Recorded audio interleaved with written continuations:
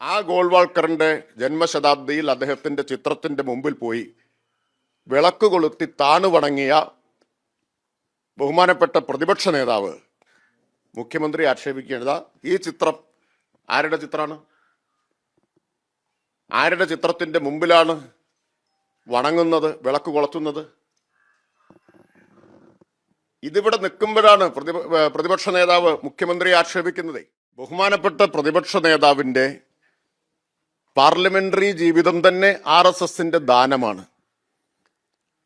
2001-ലും 2006-ലും പറവൂരിൽ നിന്ന് RSS നേതാക്കളെ കണ്ട് ചർച്ച നടത്തി പിന്തുണ വാങ്ങിയാണ് ജയിച്ചത് എന്ന് RSS തന്നെ പറഞ്ഞിട്ടുണ്ട്. ഇതുവരെ നിഷേധിക്കാനോ തള്ളിപ്പറയാനോ അദ്ദേഹം തയ്യാറായിട്ടില്ല. അതുകൊണ്ടാണ് ഞാൻ പറഞ്ഞത്, ഇമാതിരി പ്രസ്താവന കേട്ടിട്ട് ചിരിച്ചു പോയെന്ന് അദ്ദേഹത്തോട് പറയണം.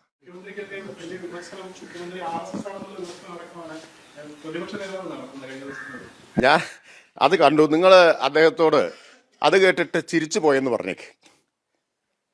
അദ്ദേഹത്തിന്റെ ആ പ്രസ്താവന കേട്ടിട്ട് ബഹുമാനപ്പെട്ട പ്രതിപക്ഷ നേതാവിന്റെ പാർലമെന്ററി ജീവിതം തന്നെ RSSന്റെ ദാനമാണ്. 2001-ലും 2006-ലും പറവൂരിൽ നിന്ന് RSS നേതാക്കളെ കണ്ട് ചർച്ച നടത്തി പിന്തുണ വാങ്ങിയാണ് ജയിച്ചത് എന്ന് RSS തന്നെ പറഞ്ഞിട്ടുണ്ട്. ഇതുവരെ നിഷേധിക്കാനോ തള്ളിപ്പറയാനോ അദ്ദേഹം തയ്യാറായിട്ടില്ല. അതുകൊണ്ടാണ് ഞാൻ പറഞ്ഞത്, ഇമാതിരി പ്രസ്താവന കേട്ടിട്ട് ചിരിച്ചു പോയെന്ന് അദ്ദേഹത്തോട് പറയണം.